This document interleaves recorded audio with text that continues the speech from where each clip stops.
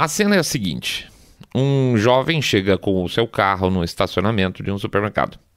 Ele para o veículo e olha e já vê o que seriam, na verdade, as primeiras vítimas.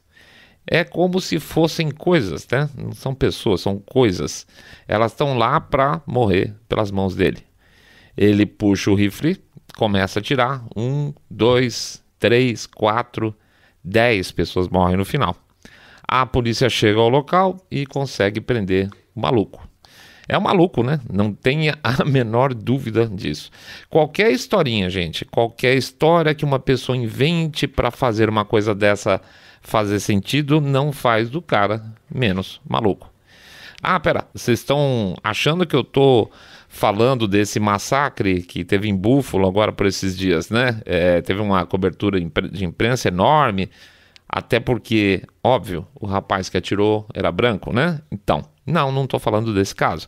Eu estou falando de um caso no dia 22 de março do ano passado, quando um jovem chamado Ahmad Aliwi Issa, um sírio naturalizado americano, fez exatamente o que o jovem fez agora em Buffalo. A mesma quantidade de mortos, 10. O mesmo tipo de estabelecimento comercial, um supermercado. O mesmo tipo de arma, um rifle. Tudo igualzinho. Só teve duas coisas bem diferentes. Uma é que a imprensa esqueceu rapidinho da história. E a segunda é que o Joe Biden não foi visitar a cidade. Daqui a pouco a gente volta.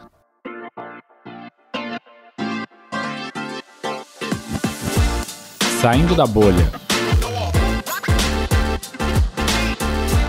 Menos notícia, mais informação para você.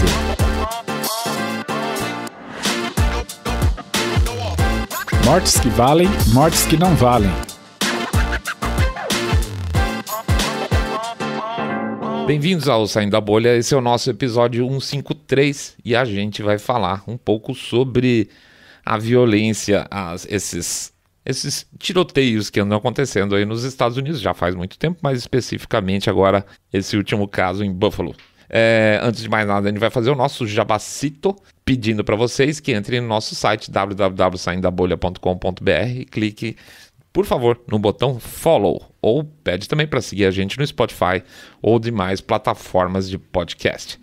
Passa também, por favor, lá no YouTube, se você estiver ouvindo, obviamente não é o caso, mas quem está ouvindo apenas por áudio, passa lá no YouTube.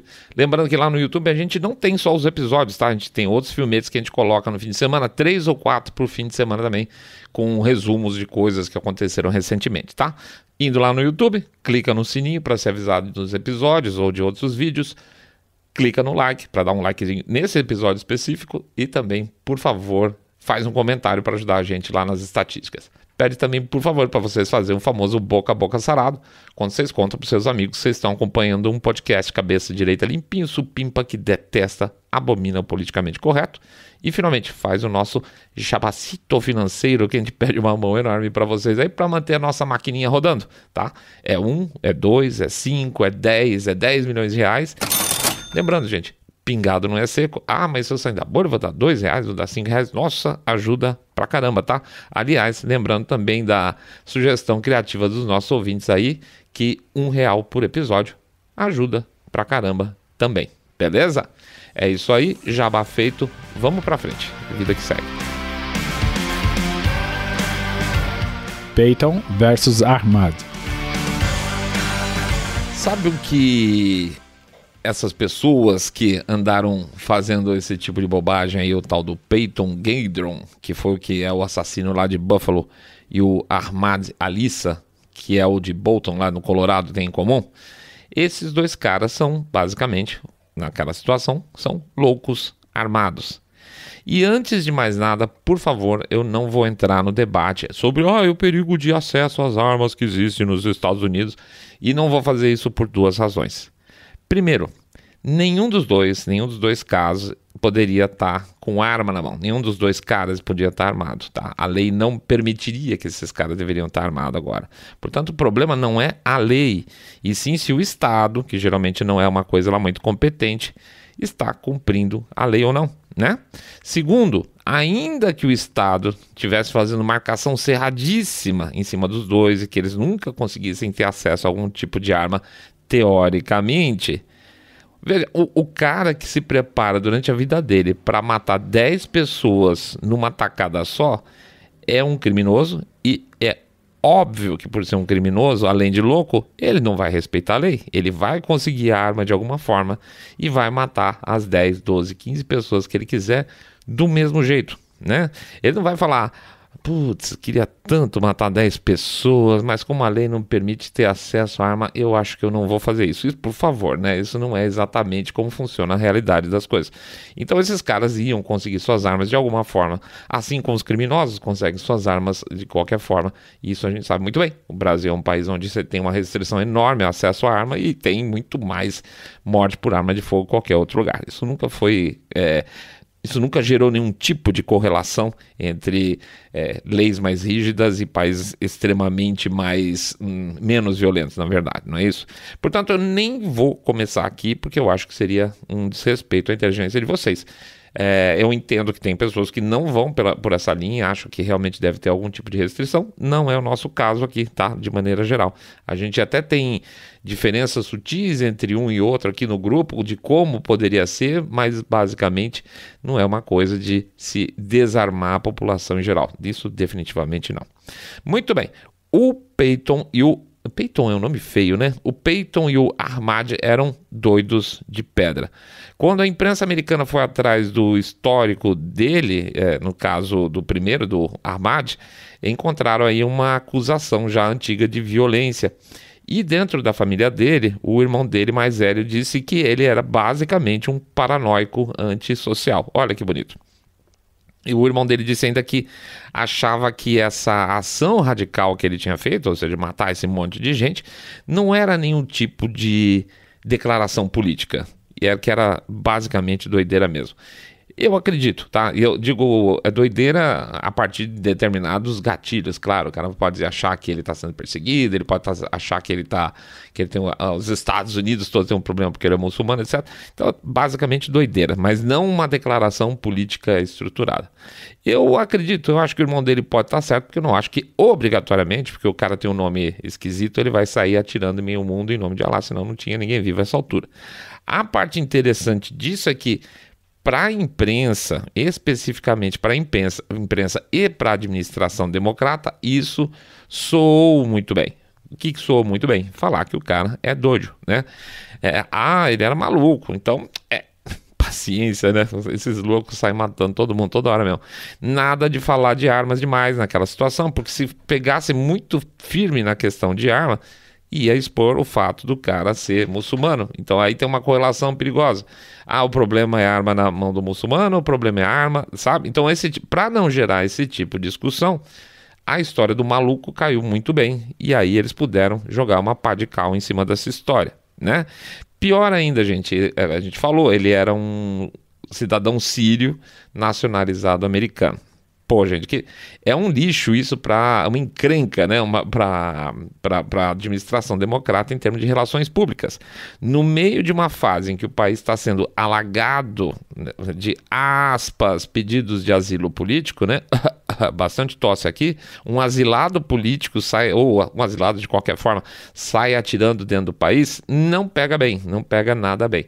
Aliás, pega muito mal. Então, é melhor matar logo a história o quanto antes para que o assunto não gere conversas paralelas, tá? Por mais que, naquela época, tenham sido 10 mortos, tá? Além de tudo, claro, ele não era branco, né? Portanto, não se encaixaria no perfil que eles gostam dessa situação de tiroteio, né? Do supremacista branco. Então, em terra voando essa coisa toda. E a imprensa obediente respondeu à administração na hora, esquecendo o cara e as 10 vítimas que ele levou, né? O Alissa sumiu no estalar de dedos. Mas agora a história se repetiu tintim por tintim, literalmente. Só que olha que coisa boa, né? Que coisa legal. Dessa vez era um branquinho doido. Melhor ainda, o Peyton deixou um manifesto prévio à sua eventual morte na situação de confronto ou da prisão dele e apresentou as suas ideias, né? O cara ajudou pra caramba a imprensa nesse sentido. O Peyton também tinha um histórico pregresso, de doideira, claro. Ele chegou aí na escola onde ele estudava com aquelas roupas hazmat, sabe? Aquelas que cobre tudo, tipo que o pessoal usa agora na época de Covid, quando vai fazer teste, essas coisas. Pois é, então ele chegou aí na escola com uma roupa hazmat para evitar contaminação.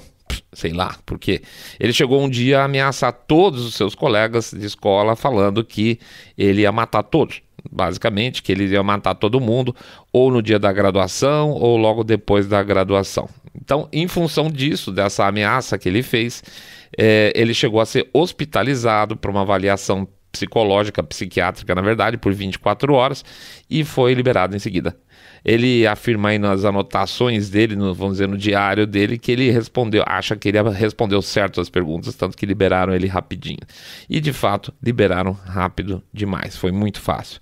A polícia local não fez nenhum tipo de registro definitivo, o FBI não fez nenhum tipo de registro, não houve nenhum tipo de reclamação oficial, formal, e ficou tudo por isso mesmo, tá? O cara ameaçou um cara maluco que já tinha ido na escola com roupa hazmat, ameaçou matar a escola inteira e ficou por isso mesmo. Por isso que eu digo que o problema não é a lei. A lei prevê o que fazer para determinadas situações como essa, por exemplo. É como e se a lei é aplicada. E aqui era óbvio que ia dar problema e eles não fizeram nada demais. A gente ainda não tem uma noção muito exata das questões familiares aí no caso do Peyton, tá? Estou inconformado com o nome. Não é incomum nesses casos uma família ausente que quando chega lá na frente da imprensa, numa entrevista, diz que não percebia nada, que ele sempre achou o rapaz ser meio normal, é muito comum isso. Eu só achei meio estranho que ele no quarto dele, sei lá, tinha uma foto do Trump com uma faca, um machado no meio da testa, coisa desse tipo assim aparece, mas a gente nunca teve coragem de perguntar pra ele, era um rapaz muito reservado. As histórias sempre terminam mais ou menos desse tipo, tá? Então, desculpa, pais presentes não deixam a coisa chegar nesse ponto. Então a gente pode imaginar certamente aí que tem um problema aí de distanciamento ou problema familiar lá dentro. Portanto, seja o Peyton, seja o Ahmad, os sinais já estavam claros. O que faltou foi a aplicação da lei e uma família mais atenta aos sinais. Isolamento infantil na Covid. Esse é um ponto delicado também, que a gente não quer falar que ele é fator determinante, mas ele é um fator que contribui, tá? Nas declarações aí que ele deixou pela internet afora, o Peyton estava contando que ele teve contato com esse material mais extremista durante o período de pandemia, quando ele ficou em casa, que ele não tinha o que fazer, ficou lá navegando, entrou no 4chan, achou algumas coisas interessantes e foi se aprofundando, declarações de cunho racista, pessoas que tinham teorias determinadas, tal, e ele tinha todo o tempo do mundo, nenhum acompanhamento durante o período, ou seja, ele não estava indo na escola e certamente nada muito próximo por parte dos pais também. Então, assim, o isolamento infantil durante o período da Covid, que foi uma diretriz geralmente dos governos mais, aspas, liberais, tem sido um problemão em vários sentidos. Aliás, a gente acabou de fazer um episódio sobre isso para as crianças e principalmente para os jovens aí. Número de suicídio aumentando, número de casos de alcoolismo juvenil aumentando, disputas, brigas familiares, excesso de consumo de conteúdo inapropriado. Um tempo de escola teria resolvido isso muito bem, mas não tinha escola, né? Vamos lembrar. Estados que tiveram escola para os alunos conseguiram pelo menos manter níveis educacionais relativos. Aqui no Brasil a gente viu o que aconteceu em termos de alfabetização, foi um verdadeiro estrago. Então, assim, ainda que a gente não possa afirmar diretamente que é uma causa determinante, certamente é um fator que contribuiu demais. O tal do Peyton passou muito tempo na frente da internet lendo bobagem. E a partir daí ele achou que seria uma boa ideia contribuir para a melhoria do mundo, porque é o que ele acha que ele estava fazendo, basicamente matando pessoas que ele entendia que estavam invadindo o seu país, tá? Ele tem algumas declarações lá dele no manifesto interessantes, que, por exemplo, eu não sou racista no sentido de que pessoas negras fiquem nos seus países, latinos fiquem nos seus países de origem. Aí eu acho ótimo. Todo mundo que fique longe dentro do imaginário dele do que é a nação ideal, ele não tem problema. O problema é quando está na frente dele, quando está no país dele, e aí ele achava que isso era uma ameaça, uma grande ameaça que poderia levar a uma destruição dos Estados Unidos. E ele estava fazendo tudo isso, entendendo que ele estava provocando uma situação, ele inclusive é até relativamente lúcido, não no sentido de falar as coisas certas, mas assim, estruturalmente o raciocínio dele é bem feito, vamos chamar assim, de que o problema das pessoas não é o que elas são, mas onde elas estão. Então, para salvar os Estados Unidos e para levantar a bola de um assunto que ele achava importante, ele achou que era razoável ele catar um rifle e sair matando um monte de gente. É maluco, certo? É maluco. Mas é um maluco que conseguiu combustível não tendo o que fazer no período de pandemia. Great Replacement Theory. Esse é um daqueles assuntos que dá uma certa raivinha de falar a respeito, e eu vou tentar explicar por quê. Existe uma maneira meio subreptícia de se colocar as coisas para parecerem reais ou para parecerem que estão realmente acontecendo, sendo que elas não estão ou não estão na forma com que tenta se vender. Meio complicado, vamos lá, desculpe a explicação aqui. Imagina o seguinte, as pessoas falam, vamos pegar especificamente um exemplo do nosso dia a dia, vamos falar em racismo. Racismo existe, evidentemente, tem gente que tem horror a pessoas de outras raças, né? O branco que não gosta do negro, o chinês que não gosta do japonês, assim por diante. Mas o racismo é uma realidade. Racismo é uma coisa que existe há muito tempo e a gente sabe que por mais que se tente, sempre vai aparecer gente racista. A questão é como se coloca isso. O racismo é sistêmico, ou seja, o racismo é estrutural. A sociedade como um todo é racista, o país como um todo, Estados Unidos, é racista, ele tem instrumentos racistas nas suas instituições? Não tem. Todo mundo tem o mesmo direito de defesa, todo mundo tem o mesmo direito de posse, todo mundo tem o mesmo direito à vida, certo? Então, a estrutura do país não é racista. O que acontece é que existem elementos racistas. Outra coisa importante é o seguinte, quando você fala em racismo estrutural, por exemplo, você simplesmente está dizendo que é impossível desfazer. Então, você deixa de atacar as questões que têm importância racial de fato, ou seja, vamos supor, existe um departamento de polícia específico numa cidade X que tem um componente lá, um comportamento racista. Tem, 10 policiais que são racistas, eles fazem parte desse departamento de polícia. Dá para resolver isso, né? Você substitui essas pessoas, você muda o comportamento delas, alguma coisa. Agora, quando você fala que a polícia é racista, não tem o que fazer. Então é a famosa causa que vai se perpetuar porque ela não tem como ser solucionada. E isso não é feito por acaso, porque eles não querem acabar com certas causas, certo? Muito bem. O caso aqui do Peyton, o que acontece não é a questão de racismo propriamente dita. Ele usa como base para esse ataque todo uma teoria que chama Great Replacement. O que é o Great Replacement? O Great Replacement é a ideia de que uma população local nativa é paulatinamente substituída por outra não nativa, certo? Com o objetivo de eliminar a cultura local, de eliminar os costumes locais e transformar aquilo que dentro de um estado ou dentro de um país seria uma maioria, isso passasse a ser uma minoria por determinadas razões, tá? Isso aí tem um espectro enorme de análise que pode ser feito de 1000 maneiras diferentes. E isso que me incomoda um pouco, nos incomoda um pouco aqui especificamente. Vou começar lá de cima, tá? Eu vou até o ponto específico que é onde me dá a tal da raivinha. Lá de cima, o que a gente pode falar? A gente pode falar que é uma teoria conspiratória, tá? Sem direito a kkk, onde existe uma grande entidade a ser estabelecida, e isso é importante porque A gente uma hora vai falar mais sobre isso. Quando você estrutura aspas, ou quando você tem a sua teoria conspiratória, tem que ter um agente, um objetivo e um resultado, certo?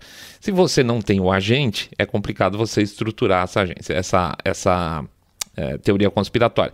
Então, por exemplo, falar assim, só as elites é complicado.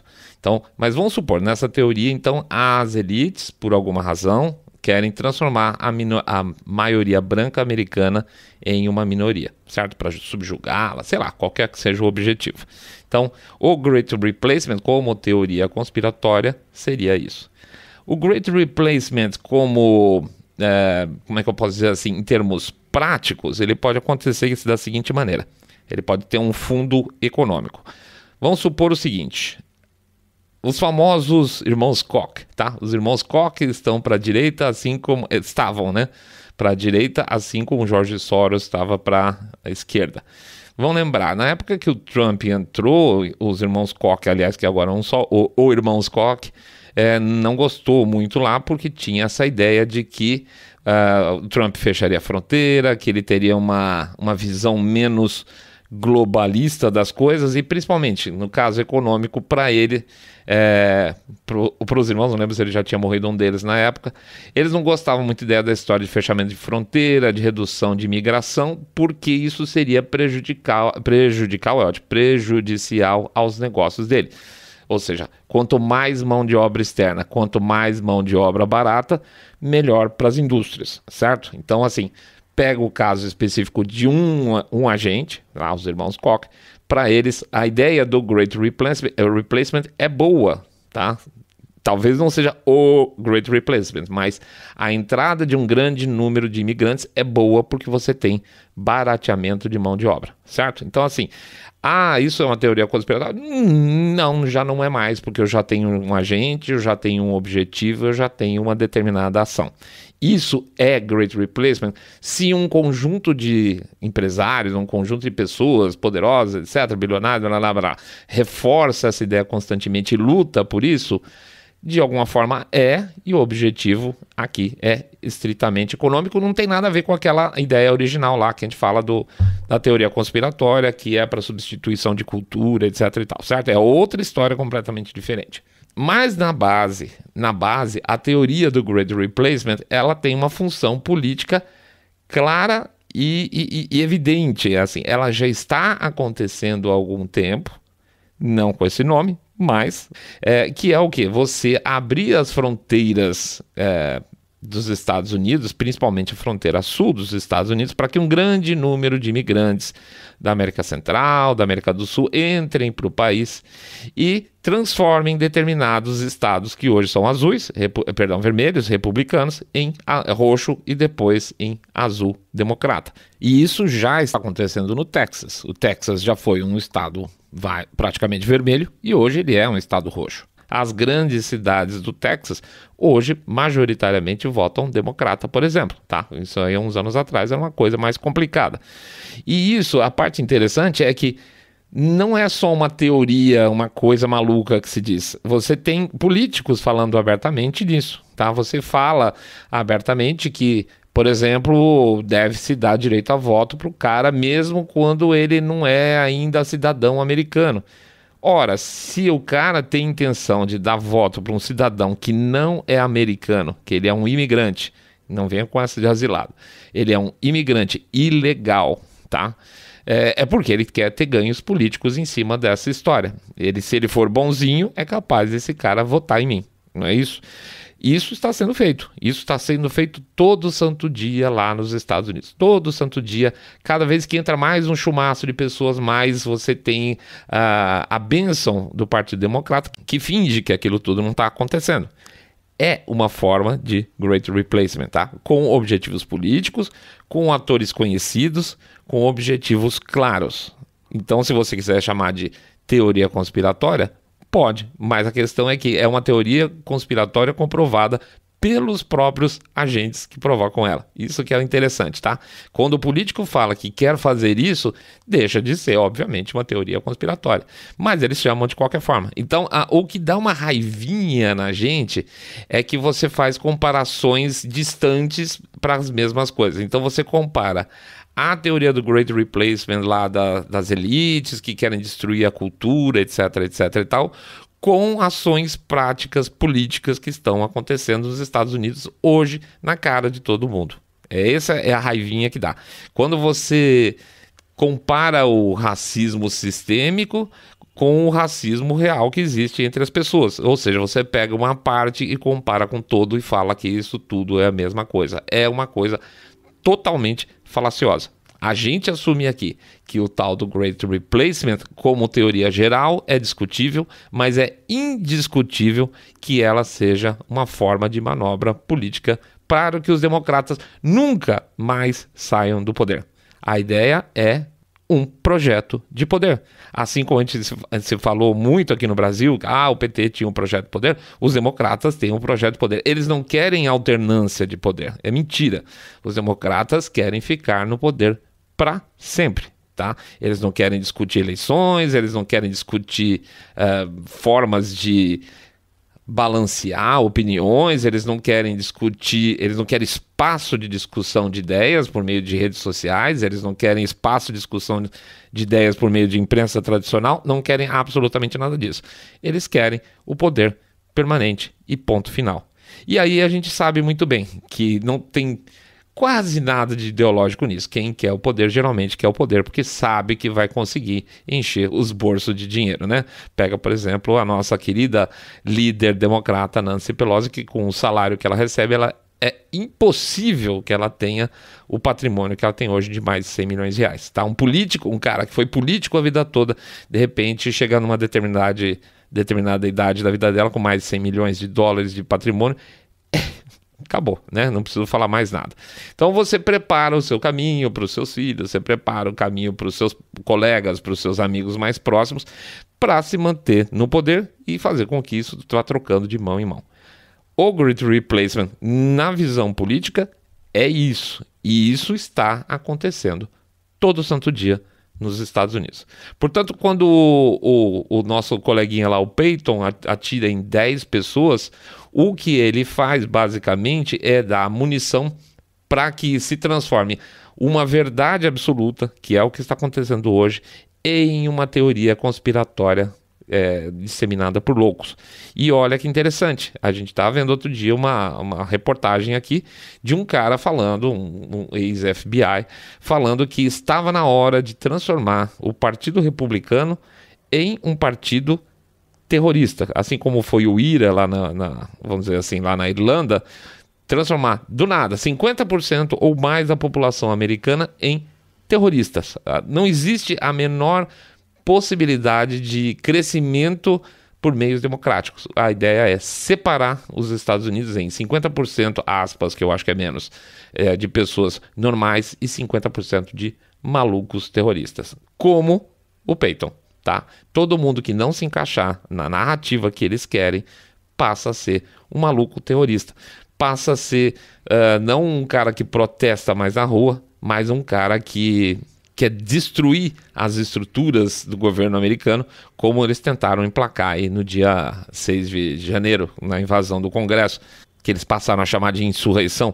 E é interessante, ontem passou pela nossa frente uma pesquisa que mostra que só 1/3 dos americanos, ou seja, nem democratas, nem independentes, acham que o dia 6 de janeiro, na sua grande maioria, foi uma insurreição, e sim um processo de violência com a tomada do prédio lá.